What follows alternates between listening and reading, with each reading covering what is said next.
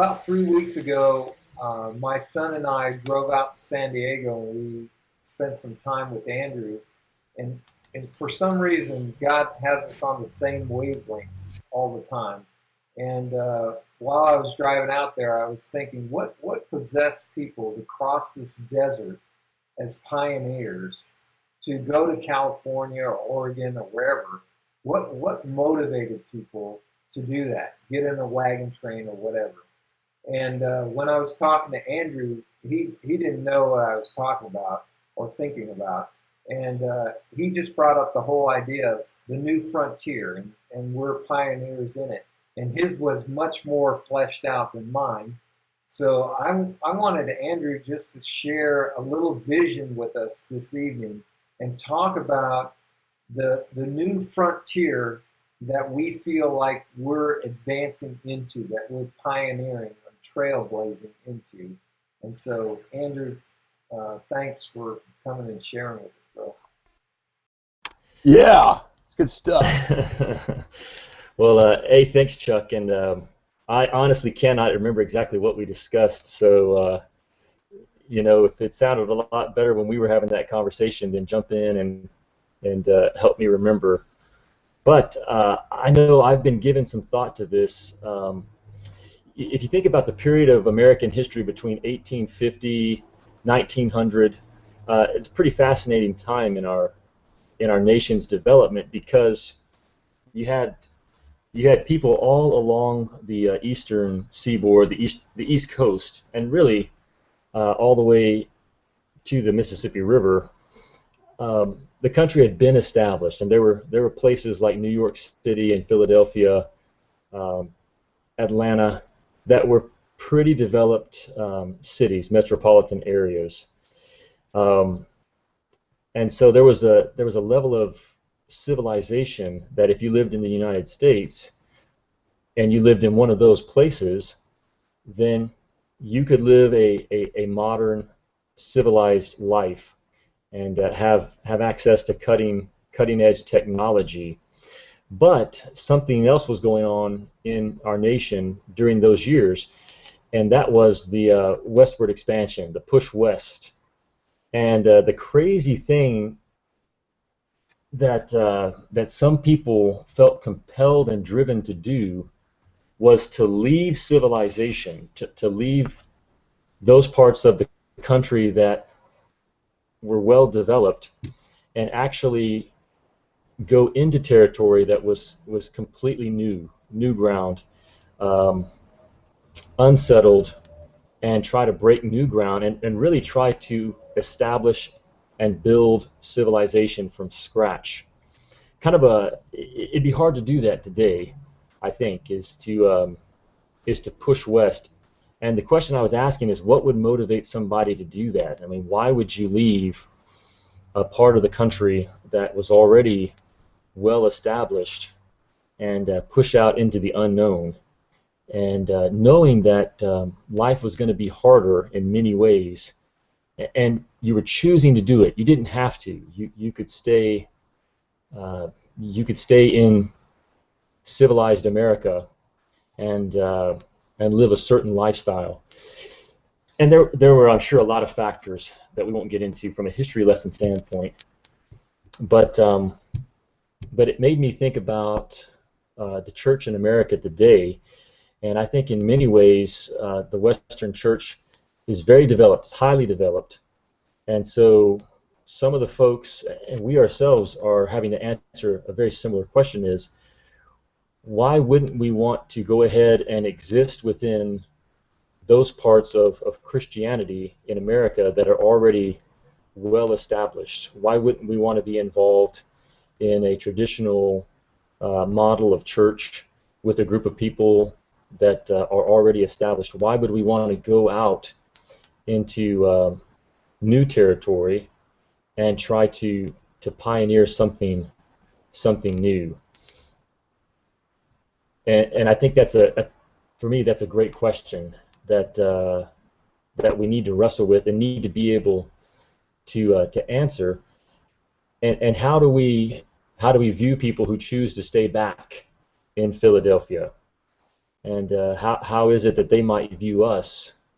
Um, so those were some of the things that I've been kicking around. But when I think about the New Testament, I think the Apostle Paul is a pretty good model for someone who seemed to constantly be pushing the boundaries and trying to break new ground. Um, in Romans chapter 15, he talks to the Romans about how for some time he had been wanting to come and spend time with them. And if you recall, he said that he had been prevented up until that point. And when he went on to explain what it was that was preventing him, it was the opportunity to break new ground. So he was breaking new ground elsewhere. Rome was already established, and Paul felt called to pioneer. In fact, he says it this way in Romans chapter 15. He knew that he was a minister of Christ Jesus to the Gentiles. And he says that from Jerusalem and round about as far as Illyricum, I have fully preached the gospel of Christ. And thus I aspired to preach the gospel, not where Christ was already named, because I did not want to build on another man's foundation. Instead, as it was written, they who had no news of him will see, and they who have not heard will understand. For this reason, I have often been prevented from coming to you. So fascinating. Paul made a conscious choice not to spend time with the Romans. Now he knew other people were spending time with the Romans, and so it wasn't that he viewed them as any less a part of the kingdom or any less valuable in the work of God. But his mission was to break new ground and to go to the people who were not being reached and preach Christ, preach the gospel. And he says, thus, for this reason, I have often been prevented from coming to you. And then in verse 23, this is Romans 15 still, he says, but now, because I have no further place for me in these regions, and since I have had for many years a longing to come to you, whenever I go to Spain, I'm trying to summarize it here. Whenever I go to Spain, I hope to see you in passing, and to be helped on my way there by you, when I have first enjoyed your company for a while. So there's a little bit of humor in there, I think, that Paul says, well, there's no other place for me to work. There's no more new ground for me to operate out of east of Rome. He had broken new ground in all the regions east of Rome. And so he says, since I've exhausted all of the pioneer opportunities east of Rome, I'd like to see you. But I'm only going to see you in passing, because I'm going to Spain. There's some new territory west of Rome that I'd like to pioneer. But I'd like to stop in and see you guys and be helped by you on my way. So I think it's a great model for us to see Paul. First, he knew who his target was. It was the Gentiles. But even beyond his target group, there was a certain type of ministry that he felt called to, and that was pioneering. And so he did not start with the Jews. He started with the Gentiles, or excuse me. He did not focus on the Jews. He focused on the Gentiles. And then even among the Gentiles, he understood that his contribution in the kingdom was specifically to pioneer. Now, I think there are some implications for us when we think about pioneering versus operating within a well-established part of the church. When you're pioneering, you're choosing a rustic lifestyle. And so, you have to dig the well if you want the water. And I see some similarities for us when we're starting something new. Um, you don't have anything. You're choosing to have nothing. You're choosing to start from scratch. And you need to understand that and be cut out from the right material to to do that and to hang in there. And other folks will start to pioneer and turn back for the East Coast because it's just harder. And you don't have to do it. You don't have to stay. You don't have to go west. You can go back to the East Coast and you'll have running water and you'll have gas lights and you'll have the butcher next door. But if you're going to go into unbroken territory, then you've got to slaughter the cow and you've got to dig the well and you've got to figure out how to get light on your own at night. And so those are things that that were kind of encouraging to me to say this is going to be kind of rustic what we're doing and what we're building here. And there's going to be some believers who get involved with us and who don't have a vision for it. They want to be involved in the large church downtown because those things are already available. They've got childcare for the kids and they've got an Awanas program. They've got a very gifted teacher, and we're not going to have any of those things necessarily. And if we do have them, it'll be because we built them. That we decided that that was an important need, and we made the effort to make it happen. The other thing is that folks who are from the East Coast, this is all an analogy, so if you're from the East Coast, don't take offense. But those who are from the more established and civilized part of the church, they might have a tendency to fail to understand what's motivating you, or maybe even to fail to see your legitimacy. They might see you as being a little bit of a wild card, a renegade, something less than a full citizen.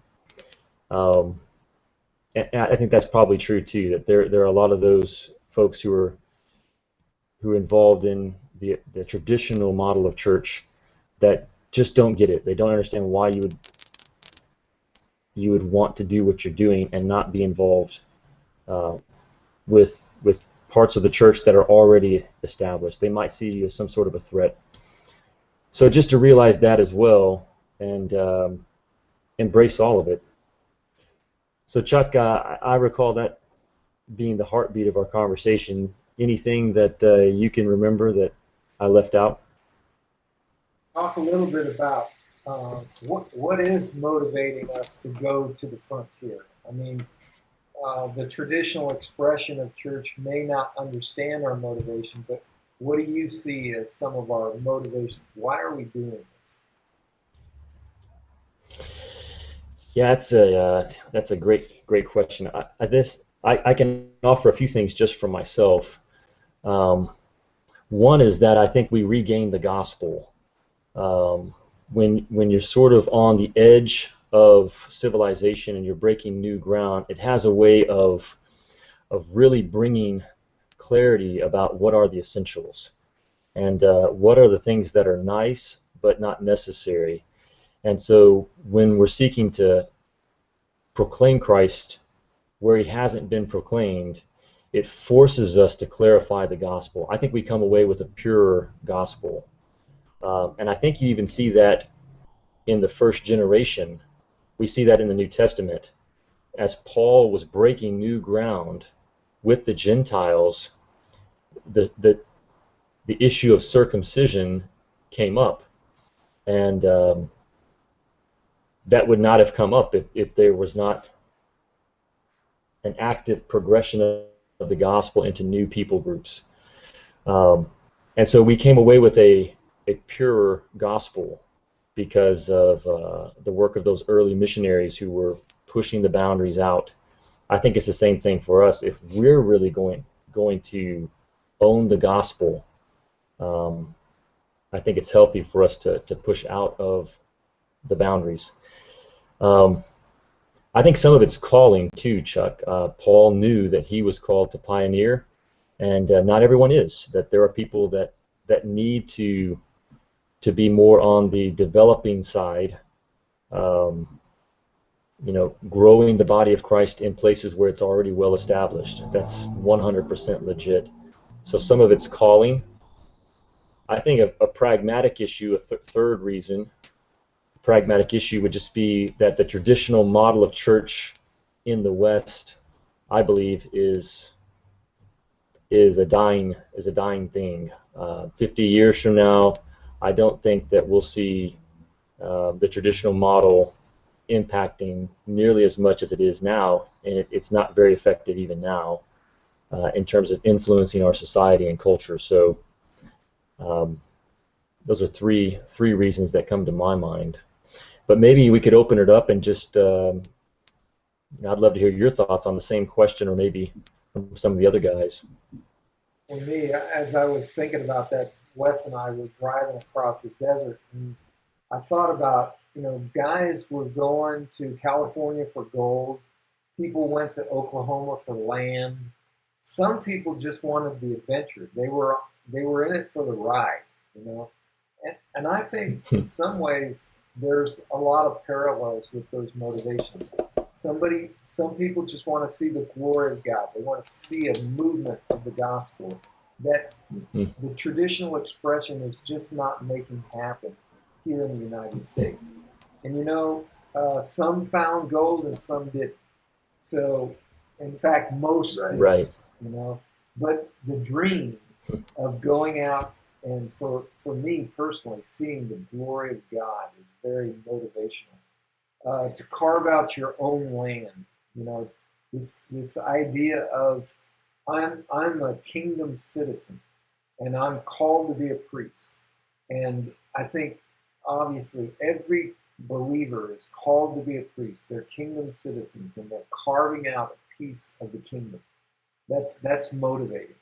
And then just the adventure of it. God's doing things all over the world, and we see these awesome things that God's doing, and we want to be a part of that. So there's some really significant parallels when I think back to American history and where we're at now.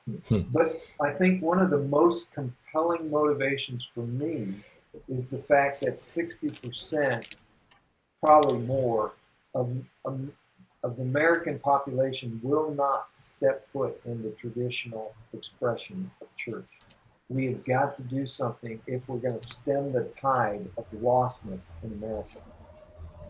Coupled with that is almost all of us, in fact, everyone on this call has come out of a military ministry mindset. And the military is ripe on the harvest. It's like shooting fish in a barrel, basically. And we've had tremendous fruitfulness for years now. But the problem is that number one, less than 1% of the American population is in the military. And so I would imagine that God is interested in the 99 point whatever percent of people living in the United States as well.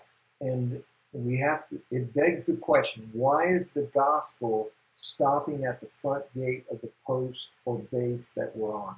Why doesn't it virally spread into the communities, cities, states, and the nation from those military installations as rapidly as it is on the installation? And that question haunts me. I think I've got some answers to that, but that motivates me to ask God, to beg God, what is it going to take to reach the other 99% of the population of the United States? So those are some of the motivations I thought through. Jeff, Kevin, what do you guys think? Drew and Chuck, I appreciate you sharing that analogy there. That's pretty inspiring. I really identify with those guys that want to go out there and see the kingdom continue to grow into the untouched virgin expanses of unconquered territory. So that's a pretty good deal. I think the one that resonates with me the most is probably just the crystallization of the message of the gospel, and to really see people reach, and like what you said, Chuck, to see the glory of God here, and it's a lot greater than on the military base, because you've already got in the military base a really conservative mindset, and there's a lot of, I think, believers in the military, but you don't see that high a percentage of believers around here, and so just the need, that's the motivator to me. Andrew, you mentioned that this journey that we're on, pioneering new ground, is it's an austere existence. There's things that we can't take with us going into this. In fact, I tried to look for this picture on the internet and couldn't find it. But there's this picture I remember. There's the ruts of the wagon train wheels in the sand, and off to the side is an organ that they decided to jettison because it was just not appropriate anymore. It was taking up space. It was just something that wasn't needed for what they were trying to accomplish. Can you talk about some of the things that you feel like, man, we just can't take that with us? Wow, you're going to get me in trouble. I think our the whole model, actually, I think the whole traditional model of gathering in an official location on a certain day of the week, and having the sit down lecture style full-time preacher. If we're going to pioneer new ground, I think that model becomes very cumbersome. Again, it's kind of like that organ. It's not bad at all, but if you're going to be going into new ground, I don't think you can carry that model with you and expect it to result in what you're hoping for. So that's one that comes to mind right away. Yeah. One of the things, I was talking to Jeff Sundell yesterday, and it really became apparent, crystal clear to me, that I used to say, I think we were doing 95% of what we're talking about before, but as I keep getting further and further down the road, I realize this is a complete paradigm shift. That our methods, our strategies, our tactics, all that stuff is radically being shifted. And the principles will always remain the same. The truths, the commands, they're always the same. But our methods are radically changing. And I feel like in a lot of ways it's new wine. And it takes new wineskins to accept new wine. And so I've been jettisoning methods for 3 years now, just saying, this does not work in the city. It worked great when I was at Fort Benning. Man, it was perfect, but it doesn't work in the city. And so I've had to jettison some of those things. And quite frankly, that was painful in some cases. It was like throwing the prized organ off the wagon train, to the side. Yeah, Chuck, could you think you could, you may be going there, but maybe just give us one or two of the methods that. Yeah, I think the idea of standing on the sidewalk at airborne school and inviting 60 people into a huge Bible study, and then having those Bible study leaders break up into small groups.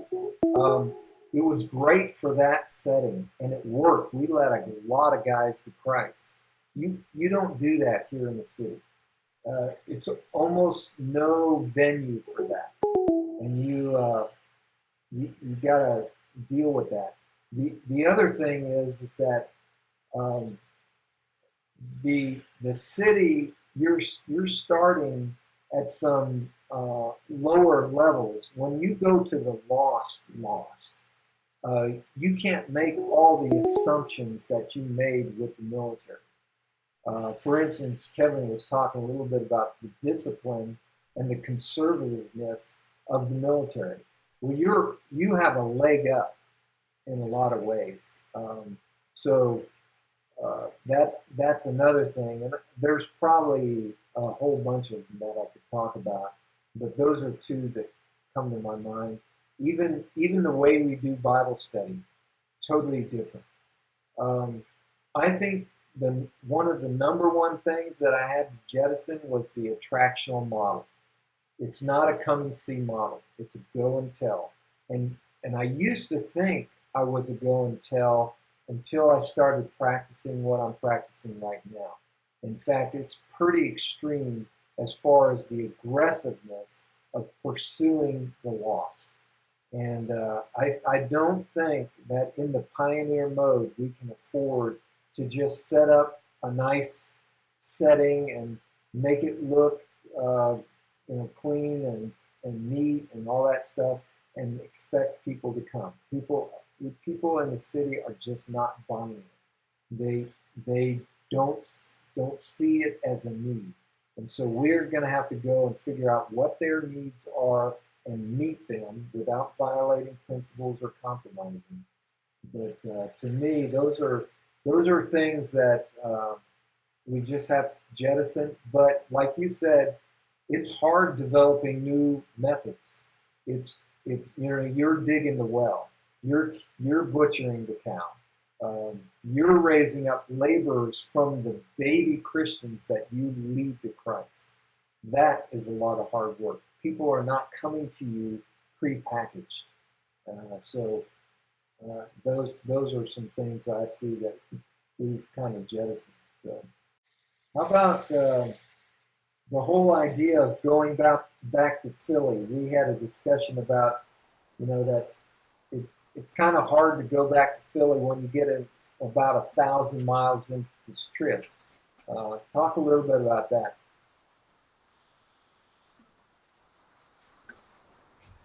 Yeah, well, I can't remember exactly that part of it, but I do think that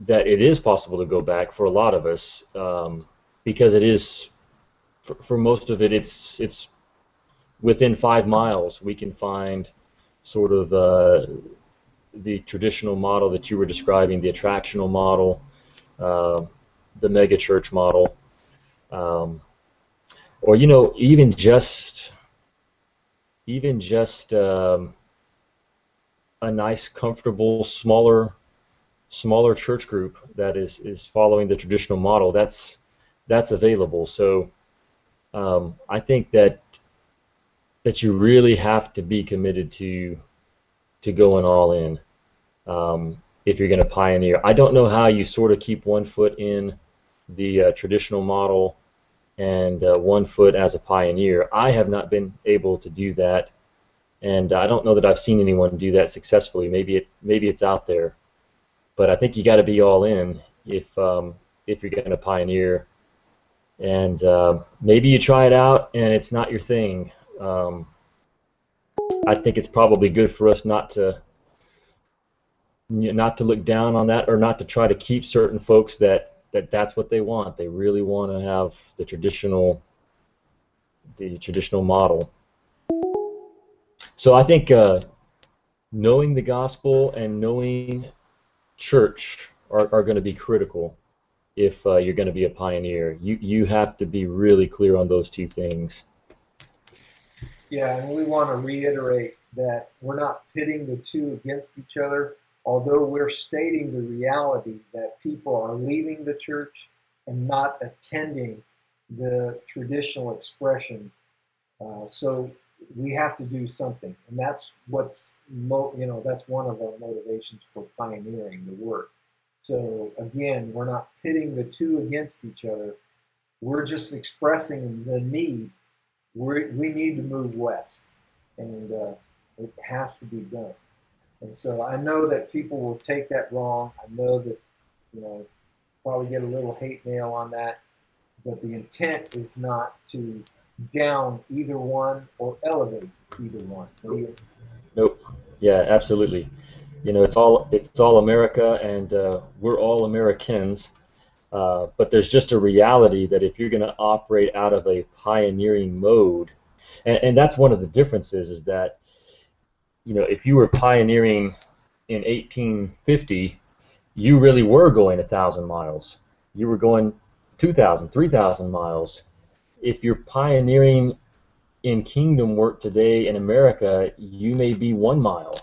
You may be 1 block away from an established church where the gospel's being proclaimed, but you're going to be operating much differently. And so that would be one of the differences, I think. Talk a little bit about the hardships of pioneering that you've experienced, Andrew. Yeah, some of the challenges, I think, is you don't have some of the amenities that some people might think about as being necessary if you're going to pioneer. So anything from music to great teaching in terms of a preacher, to childcare, to a building. I mean, it seems that a lot of it is much more spontaneous, and it's more incorporated into the natural rhythm of life. And so learning how to operate out of that is definitely one thing that I see. Another challenge is we've got people from much different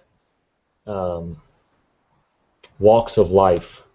And so we're small right now, so do we try to meet with all of our folks together and introduce them to one another if they don't already have those connections?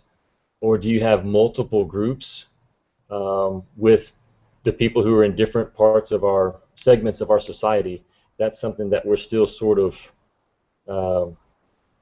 figuring that out. I think ideally you would have multiple groups in different segments of society. But so if I meet someone in my neighborhood, and then I've got folks that I'm reaching on the Navy base, do I have two groups, or do I try to meet with them together and introduce them? And we talked a little bit about that, Chuck, I think. Did we talk about the network versus neighborhood community? That's really good. I don't know if the guys have seen that, but that's a good 3-minute video on the dilemma that you face between building community in a network setting and building a community in a neighborhood setting. Yeah. When I think about the hardships of pioneering, 3 things come to my mind. One is I think about the relationships that you have with the folks back home in Philly. Sometimes there is a strain. You're taking the grandkids away. Why would you do this? You have it good here. Is there something wrong with us? Those kind of questions start coming up, and sometimes you appear to be the village idiot or the persona non grata. I like to say when I'm talking to people about what I'm doing, it's almost the equivalent of what we used to see about 10 years ago when we told people that we homeschool. It was kind of like, oh, well, that's nice, And so it really is a hardship in our culture to try to explain what we're doing. Not that we really have to do that. I mean, God's called us to do it, so we're going to take some flack for what we're doing. But the relationships are strained, and that is a hardship for a pioneer. Another thing is evangelism. We're starting from scratch, and if you don't do evangelism, you know it as soon as you show up to your meeting, because the only people that are there is the people that you evangelize and recruit. So it's very evident. There's no way to hide the fact that you're not doing evangelism. It stares you in the face every single week. And that whole idea of finding the man of peace, and this is part of the pioneer, I think, the frontier, is that we're trying to do things differently so that we work through relational networks to reach the lost versus other methods. That is hard work. It is strenuous. And then the third thing is the hardship of prayer. Being on your knees, and right coupled with that, prayer is the cousin to faith. That you've got to believe if God's called you to this, you will beg the Creator to work on your behalf to do what He called you to do, which is a conundrum anyways. And then you have to believe, that in the promises of God that He's called you to do this. And when you get out there and you are 2,000 miles away and you can't turn back, there's no way. You either press forward or you die. There's no turning back in this thing. So once you get to that point of no return, then your faith is tested. And so I think those are a few more hardships that we endure as the pioneers in the new frontier, so to speak. Jeff and Kevin, any comments or questions?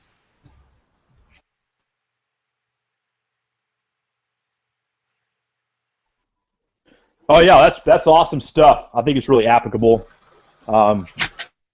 Yeah, I get pretty inspired about this. Yeah, I agree wholeheartedly. The people back east sometimes don't know. I think one question.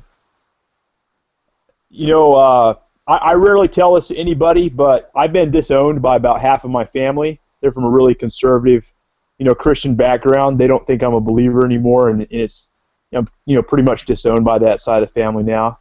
And there's a cost to going out west, and but not to sound weird or anything, I don't. But Jesus, a long time ago, when I was considering studying to be a minister in a traditional church, Jesus came and told me that He was going to send me to places where no one would darken the door of a church, and so I just know that that's where God's sending me out to do. So that's what keeps me motivated and stuff. So that's good stuff. Good analogy there.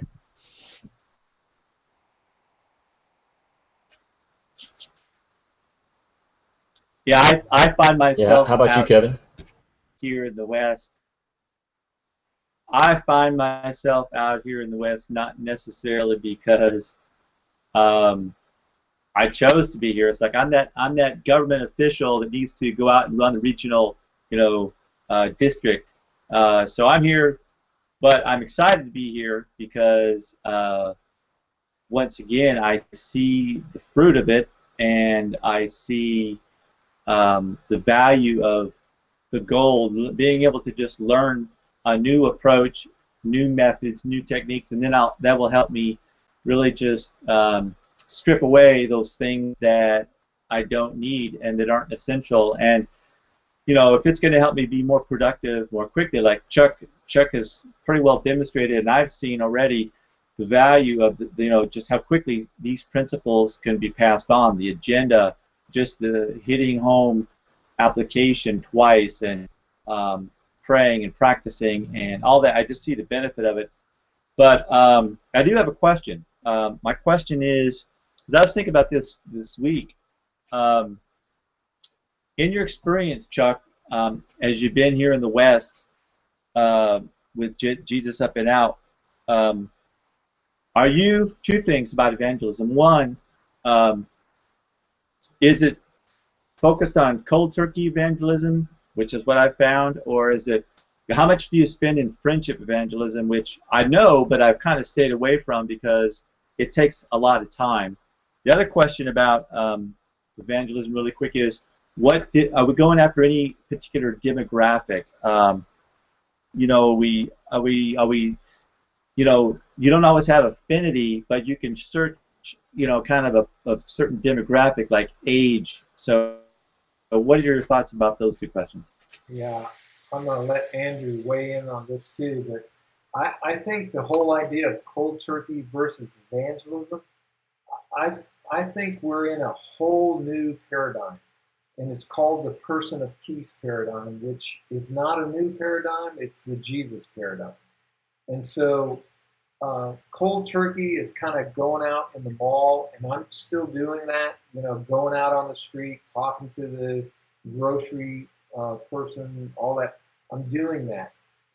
Friendship evangelism, getting to know your neighbors, you know, serving them. I'm doing that.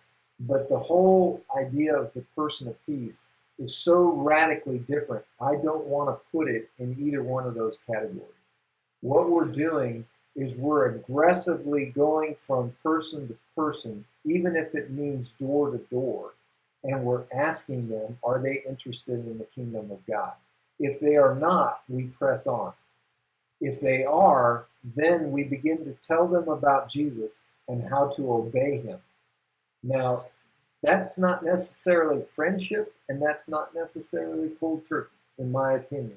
I think it's one of those radical paradigm shifts that we keep trying to put in one category or the other, and it doesn't fit. And what we need to do is just practice the person of peace strategy for what it is. Just call it what it is and practice it. Now, to be honest, a lot of us are still trying to understand that paradigm. And we're working and trying to not only understand it, but adapt our methods and our forms to that strategy.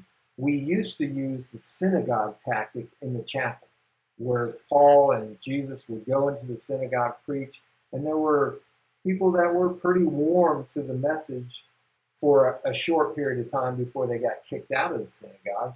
But there were believers in that synagogue that were just, you know, they were ripe fruit, just ready to fall off the tree. In the person of peace, it's ripe fruit, but it's a little bit different because they're far from God. And what we're doing, like the woman at the well, like Cornelius, like the demoniac, what we're doing is kind of shocking them by God showing up on their doorstep and introducing them to the kingdom of God. That's a little bit different. And so I'm trying not to put that into those two categories of cold turkey versus friendship. It's new, new old, if I can use that term. Demographics, I do think we need to think through that because there are huge ethnic populations, a lot of expatriates from all kinds of different countries living in our cities. And we cannot afford to ignore those folks. I think we need to very intentionally target the Muslim population, the Hispanic, the African American. You know, we need to think through what is it going to take to reach the ethnos of our cities. I don't think it's legitimate for us to stay in, at least us as pioneers and leaders of a pioneer movement. It's not okay to just think in a stovepipe method anymore. Now, if God calls you to a target, then that's cool. But to me, I want to be a part of serving a movement that reaches into cracks and crevices in every part of the city, and that's almost one of the definitions of a movement. It has no borders, it has no boundaries, and so it just flows like water into every nook and cranny that it comes in contact with. So that's my take on that. Andrew, you got anything? I do actually. We've been wrestling with that, and I would say, at the risk of, I don't see this differently than Chuck.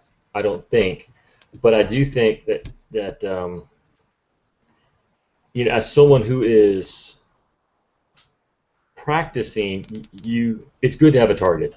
That's kind of where I've landed. That So for us, we wrestled when we first got here to San Diego because there were so many different people groups that we could try to give ourselves to, and we were at, square one.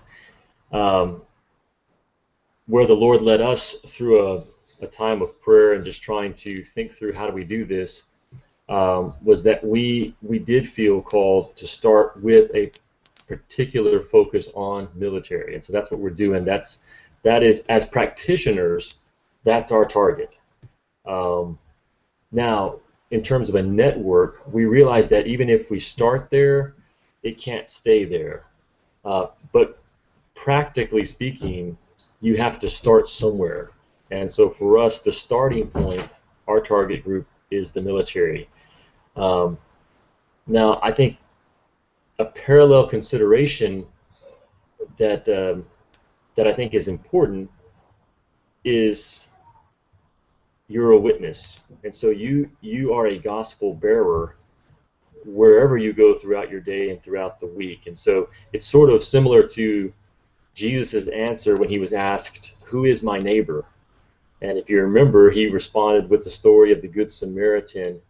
And if you pay close attention, Jesus basically flips the question. Um, he basically says, "Whose neighbor are you?" That's the bottom line. Who was a good neighbor to the man in need? And so as you and I go through our daily lives, the Lord may open up opportunities with folks who are outside of our target group.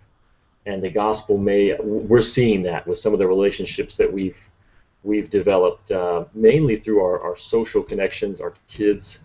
Um, so we have some second order relationships that are outside of our target group. And it kind of goes back to what I was saying earlier. It's bringing up a new set of challenges, which is, well, do we start a second group, or what do we do? How do we deal with this diversity that we're getting? Yeah, I think that is really crucial. That when I at first when Andrew started talking, I was thinking the difference between tactical and strategic. Tactical, you're focused on the ground, you're looking at what you're doing, and it's very very specific. But strategic, you got to look at the big picture. But Andrew brings up a really good point that as you're going and you're commanded to go and make disciples. So as you're going, you're going to run into different people. And Jesus did. The Syrophoenician woman was not on the pallet. She was not the target audience. And yet, because of her faith, Jesus steps out of the box, out of his target, in order to minister to her. But Jesus was very tactical in his approach. But it was tactical in the sense that he knew eventually it would be Jerusalem, Judea, Samaria, and the uttermost parts of the world. So he went tactical in order to reach strategic. And I know that that's exactly what Andrew is doing in San Diego. So maybe that's a good way to kind of delineate between those two. Hey, Andrew, why don't you give us some parting thoughts? Yep. On how you feel things are going, and from your vantage point, what do you see that's good?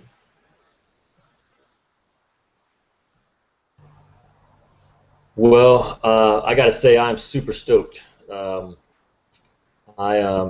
excited about what God is teaching me personally, and also just at the way I see Him answering prayers. Kind of that third point that you talked about, that third hardship of pioneering. I've been praying for some very specific things this year, and like I said, just seeing Him answer in terms of the gospel advancing, people coming to faith, different people from different people groups coming to faith. Um, all of that has been exciting. We're still tweaking some of our structure and tactics. We're kind of learning on the fly. One of the things that we've been using this summer that I think has been really successful is Bible discussion groups. And so we went through 4 weeks where We had stories that were specifically geared towards what did Jesus say about what it meant to be a disciple, and that was pretty good. We're about 2 weeks into a 5-week series on the parables of Jesus. So we picked 5 parables, and we're taking folks through those 5 stories, and that's been dynamite, man. That has been outstanding. It's been really engaging for people that don't yet know the Lord, and it's also been a really good training opportunity, a training tool for some of our young laborers and disciples. It's I think highly reproducible. So those are some things that are going on right now that I'm super pumped about. Another thing that I'm excited about is my kids. I've got 2 teenagers and a niece who turns 13 next month, and been praying for them.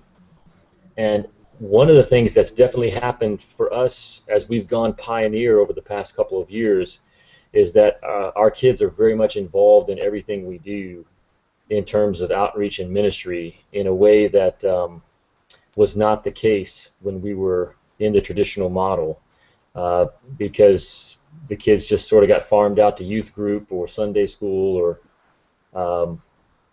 so that's exciting, man. Super exciting. We in fact, you can be praying. I got to keep this on the DL. One of our kids is okay. Well, I won't name any names, but one of my kids is thinking about baptism, and I'm praying hard. I think it's going to happen. We baptized 2 new believers earlier today, and so it was a great opportunity to just talk with him. Oops, I said the gender. Talk to that kid about his own walk with the Lord, and so just exciting to see how God is working in my kids' lives, and they are sharing the gospel. We've got some teenagers. That's a demographic that we're reaching right now. That it's kind of new territory for me. How do we incorporate these teenagers into what we're doing? So I'm pumped, man. I'm excited. I'm kind of I'm not as bad as Matt Cheo. I tease Matt that when I get around Matt and he says I'm really excited, or I'll get around Matt and he'll say I'm really discouraged. His face looks the same. So I'm a little bit like that, though. That the excitement level on the inside is definitely not matched by what's on the outside. I'm very excited at what God's teaching me and what He's doing here. Hey, Andrew, thanks so much for just doing that, taking us through the process and casting some vision for us. Really appreciate it.